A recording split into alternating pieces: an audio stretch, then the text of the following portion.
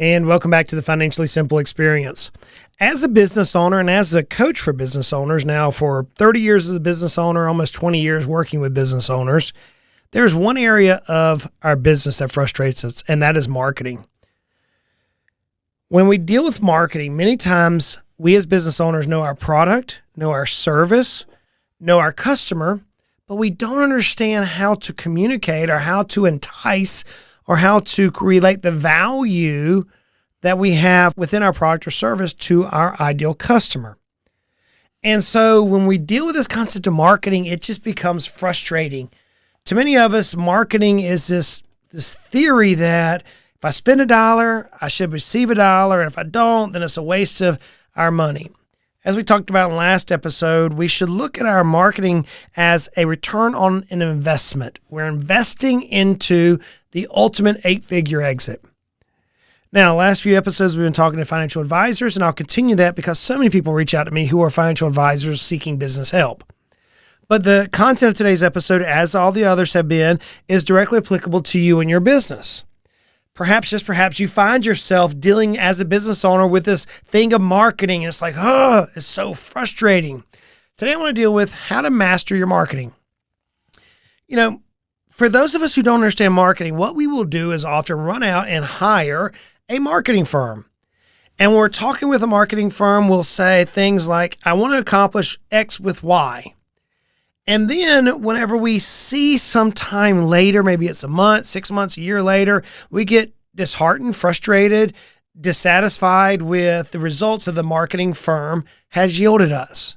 And in fact, there was a report done by Broadridge called the 4th Annual Trends Report that illustrated that financial advisors or advisory firm owners were declining in their satisfaction with regards to their marketing ROI. In 2021, we had a 77% satisfaction rating, and in 2022, we had a 68% satisfaction rating. We actually slid down 9 points in a year's time with regards to satisfaction within our marketing ROI. Why is that? Because marketing is not simply $1 in, $1 out. Perhaps you remember one of the first times you sat down with a marketing company. I've done this many times within my career, not just for my particular companies, but for the clients and business owners that I work with. I've sat down many times with and talking with marketing firms saying, hey, we want to accomplish the following, and we'll write out what the following we're trying to accomplish. And it could be we want to introduce a new product. We want to penetrate this particular market segment of the locale. We want to introduce a new employee. We want to introduce a particular new location. There's many reasons why we would market. Yet the marketing firm comes back and they tell us that it's going to cost us to accomplish our goal 2, 3, 4, 5, 6, 7 times greater than what we anticipated. And they did that based on what we said we would want. So as we're thinking about mastering marketing, I want to give you a few rhetorical questions to think through, and then we'll dive down deeper into this concept of marketing. The first question is this: can you, the business owner, or perhaps you're talking with a marketing firm, can you affirm that this marketing strategy is the best way for me to spend my marketing dollars at this time? As a business owner, can you absolutely, beyond a shadow of a doubt, answer yes, the current marketing approach I am utilizing is the best way at this time for me to utilize the dollars? Here's another thing to think through. You have a particular direction that you want to achieve. Maybe it's market penetration within a particular locale, but yet you don't quite have enough resources to go all in to make that particular penetration. How do you start small and grow the marketing as revenue increases? Let's think about another question. Perhaps you do have the resources and you want to throw a lot of money at a particular marketing strategy. Can your firm, can your business sustain the new business coming in? Can it handle the influx of clients? And then finally, as Dan Sullivan often speaks about, your highest and best use. What is the business owner, the financial advisor, whoever I'm speaking to, what is your highest and best use?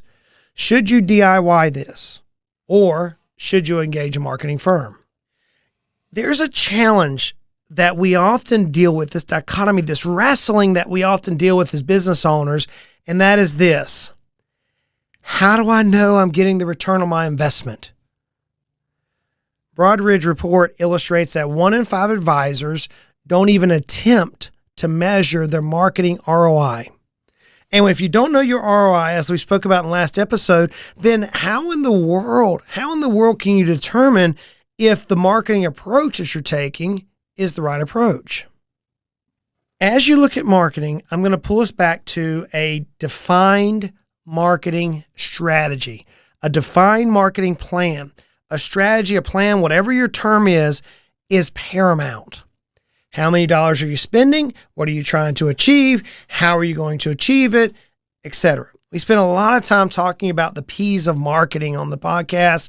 In the earlier days of the podcast, literally spent dozens of episodes talking through how to build a marketing plan, etc. We'll link some of those inside the blog post that accompanies this particular episode. But when you're looking at strategy, what am I trying to accomplish? It may not be as simple as I want to get new customers. If you think about the context or this particular micro series that we're in, maybe you say, I want to achieve an 8-figure exit. Maybe that's your strategy. According to Concorsia, marketing strategy is defined as, quote, a long-term vision outlining a business's value proposition to its customers. It's a long-term vision. What are you trying to achieve? And how do you outlay that proposition to your customers? Here are a few examples of marketing strategies. The strategies outline things like business goals, target market, buyer personas, competitors, and value customers. Likewise, a strategy can provide a long-term vision for the overall marketing efforts, both presently and in the future. You say, Justin, man, I hear you marketing plan. I talk to vendors and they want to build a marketing plan. They want to charge me for it. This just all seems like a waste of money. You know, I get it. Like I said, frustration, it always surrounds this concept of marketing. CoSchedule's trend report, the Marketing Strategy 2022, revealed that organized marketers are 674% more likely to report success than their counterparts. Think about this. If you just simply step back, build a plan with an outlay, what you're trying to accomplish, define it, according to the Marketing Strategy report by CoSchedule's Trends report, you have a 674% greater success possibility than those who do not take a moment to calculate and strategize where they want to go. Simply, they found that top marketers were 414% more likely to report success when they document their marketing strategy. Just document what you're trying to do. Friends, I've been preaching this for some time now. I've been writing about it for years, but why? Why do I always just say, write it down, document it, build a plan, write it out, think through it? Dr. Gail Matthews, this is a study that I've cited multiple times, is a psychologist professor at the Dominican University of California, uncovered that people who write down their goals are 42% more likely to achieve them than those who don't. Therefore, when you create a written marketing plan, a written marketing strategy, it can be a powerful tool for your business, for your practice. How powerful?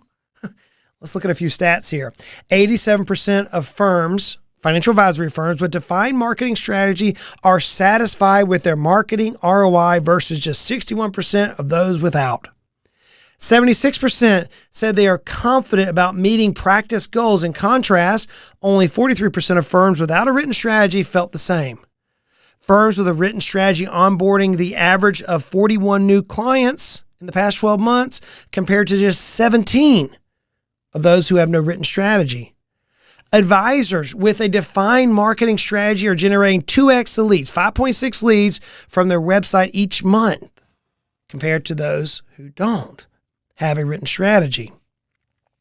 Broadridge is very clear in the report that we as financial advisors, that you as a business owner, if you take a moment, the old Hebrew word selah, just pause for a second and write out a strategy of how you're going to deploy your dollars and for what purpose, you can step back and look at the ROI and look back at your marketing plan, and perhaps you might experience the same as these reports are showing, that you are more confident in the dollars that you're placing toward this investment. You say, Justin, I get that, but I just don't have the dollars right now. The markets have been affecting me. Clients have been affecting me. I just launched a new offering. I just moved into a new location. I've just hired new employees. I just don't have the resources to do what I truly want to do.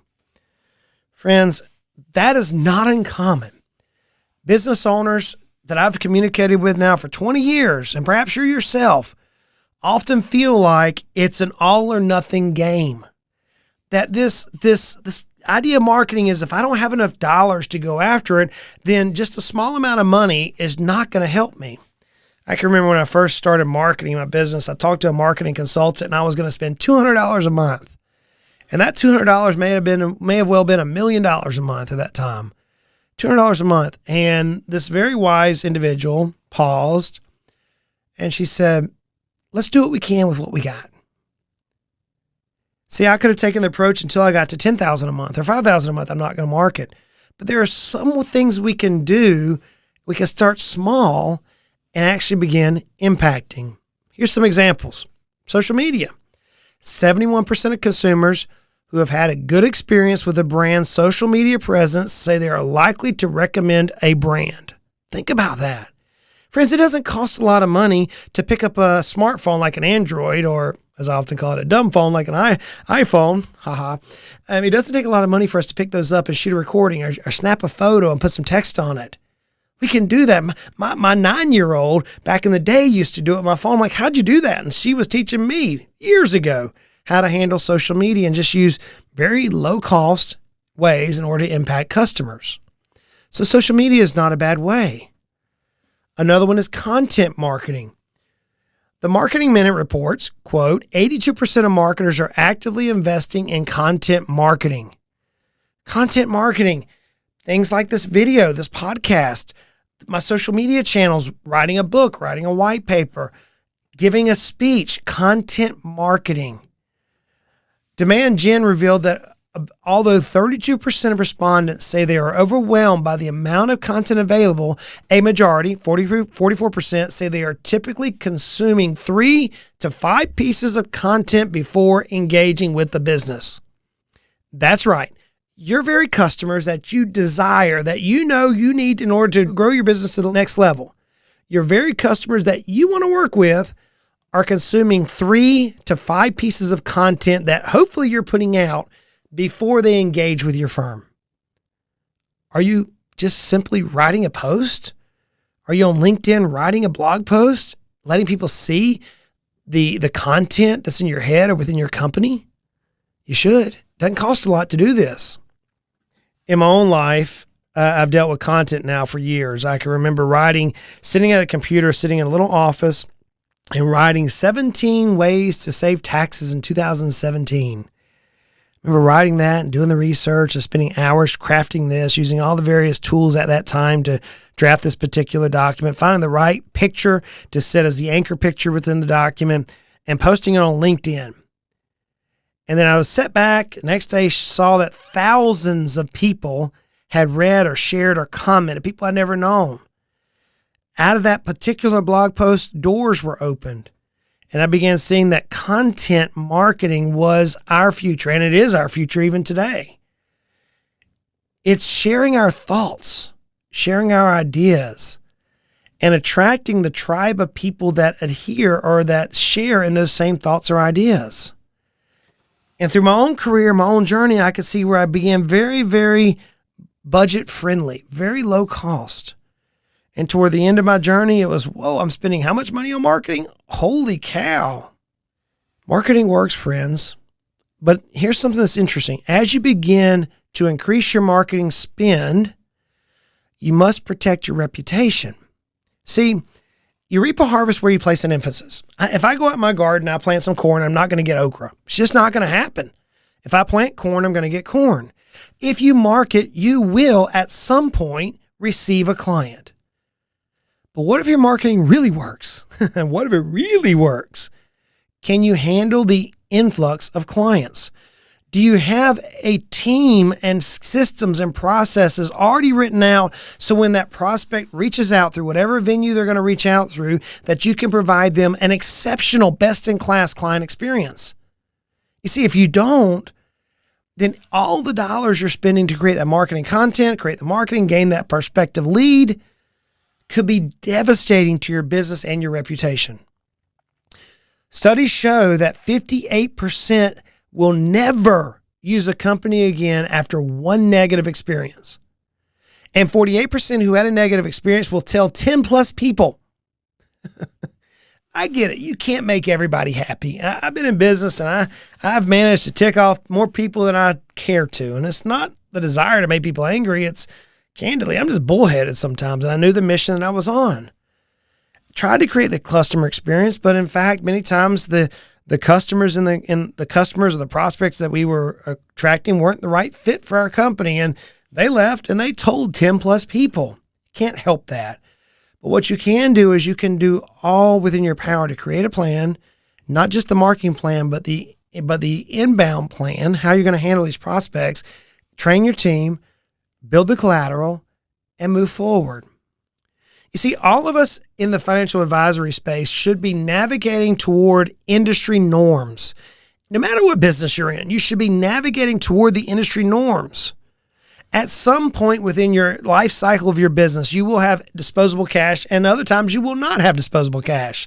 But if you look at what is your industry doing in terms of the amount of dollars you're spending, in terms of the type of clients they're attracting, in terms of the retention rates, in terms of the client lifetime value, we should be benching ourselves against our particular industry and ultimately trying to drive our company to where it's best in class so that we're just on average. We don't have the average number of new clients coming in. We don't have the average spend rate. We don't have the average retention rates, etc. We're best in class. If we can drive our companies to where we're spending less, where our client lifetime value is greater than the industry, where our retention rate is greater than the industry, if we have raving fans, they're friends, we're on our way to the 8-figure exit. So as we talk through this particular episode, marketing is not complicated. You may take a position to hire a marketing firm. That's fine. You may take a position to bootstrap it. That's fine. There is no right or wrong answer here. But I would challenge you to listen to the various questions that I've asked today and to be patient and realize that marketing, you're investing dollars toward an end, and the end is the 8-figure exit. And as you drive forward through marketing holistically, you can achieve your goals. Till next time, friends, y'all go out and make it a great day.